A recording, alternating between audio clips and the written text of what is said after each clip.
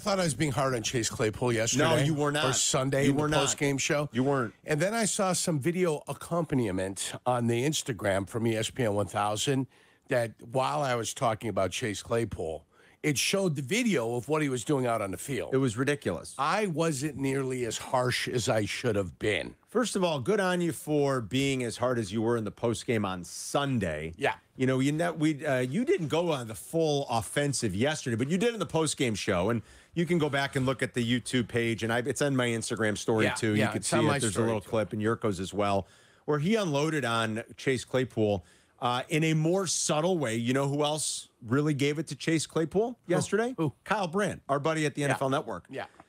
And he did the whole, I don't want to name names, but he sort of made it known exactly who he was talking about without naming names. And he was echoing some of the things you said about, listen, if you don't want to be out there, right, if you don't want to play, do everybody a favor, don't play.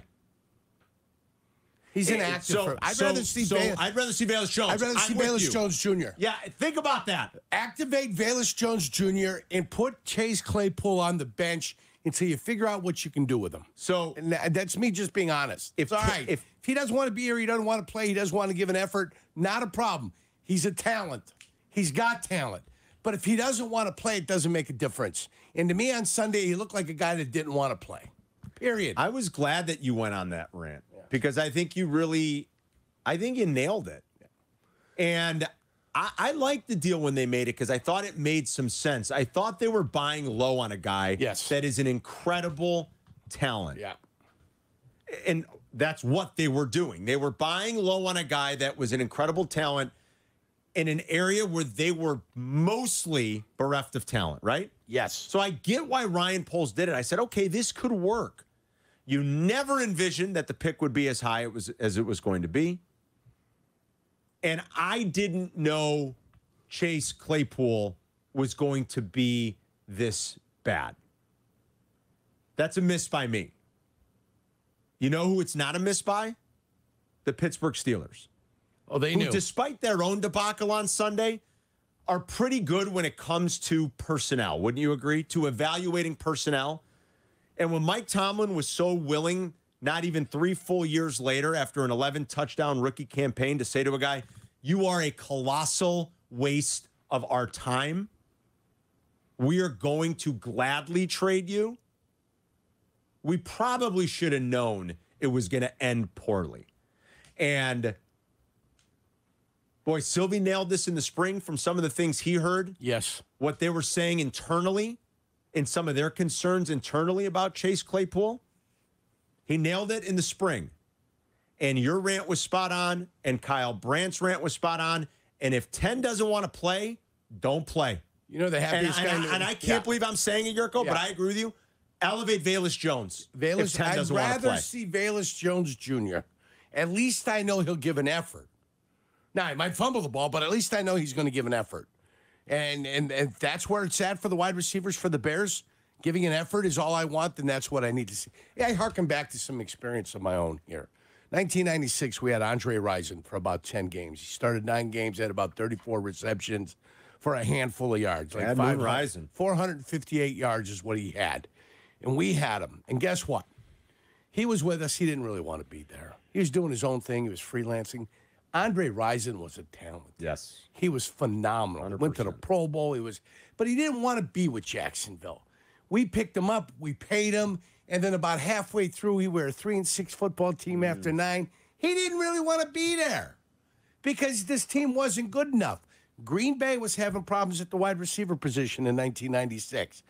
His agent and him, if you become a little bit of a malcontent, you become a little bit of a peckerhead, things might be okay for you. Underutilized term, by the way. Things might be okay for you. And that's what he did. He started running the wrong routes. He started doing things individually.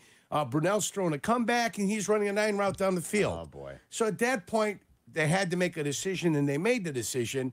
They traded him, or they released him, and Green Bay picked him up. I don't know which way it actually happened. They were trying to trade him. I don't know if the trade went through or we had to release him and Green Bay picked him up. Okay. Either way, he went to Green Bay, allowed Jimmy Smith to play. Yes. But when somebody doesn't want to be somewhere, you can tell instantaneously by the way they play what it looks like. And what Chase Claypool put out there on film on film. He put it out on film. He's the guy that's got to answer for that. When you look at that film, you say, what in the H are you doing here? You're the guy that's got to answer for what's on film. And unfortunately for him, he can't. But Andre Rison was phenomenal. He went up to Green Bay. They ended up winning a Super Bowl. Yeah, he was there. And he got a 96, Super Bowl ring. Yeah, he got a Super Bowl ring. We got Jimmy Smith to play. And he and Keenan became the studs for the next 10 years for the Jacksonville Jaguars. So guess what? It worked out for both parties at that point. But it wasn't working out for us because he didn't want to be with us. And Chase Claypool, if you don't want to be here in Chicago, go knock on the door and tell him to get rid of you. Now, what are you going to get back? Nothing. This is what you're getting back for that. Nothing. Nothing for Chase Claypool. No. You couldn't get a 7-man blocking sled coming in. Not that the Bears would use a 7-man blocking sled anyway, because the sled might be too physical for the players. A couple things. Make sure we bring back Pecker Head for the final word. That was beautiful, Yurko. It's just really, it's an underutilized term in 2023. I think we need to use that a little bit more. So that's good. That's an ode to Woody Woodpecker, by Good job. Great job. And whatever. Look, Claypool can still change this narrative, but it's up to him. And if he doesn't, he won't be getting a contract extension here with the Bears. He'll be on to his next team. Look, at this point, it's sort of sunk. You traded that pick. You swung and missed. It happens. It's in his corner. And you move on. It's his effort level. But yeah, absolutely. He's phenomenal. He's got phenomenal talent. Phenomenal talent. Phenomenal. He doesn't want to play. So it's up to him. And I don't know what else to say about it. Nate Davis is happy Chase Claypool's on this team. Because we won't focus on Nate Davis right now, that you have to focus on Chase Claypool. But Nate Davis is of similar ilk right now. Well, that's true. With his not wanting to practice. He doesn't want to practice. Yeah. He can go out there this week with this game and change the narrative. Start to change the narrative if he so chooses. That is up to Chase Claypool. He can go out there and do that. And if he does, good. If he doesn't, let Velus Jones play, as bad as that may be. Because like Yurko said, at least Velus Jones will be out there trying. Or Equiminius. At least Equiminius will block. He'll block. At least he's a great blocker. He won't put that performance out. There's no way the wide receiver coach can look at Equiminius and say, hey, we're going to keep you inactive again, and we're going to keep Chase Claypool active.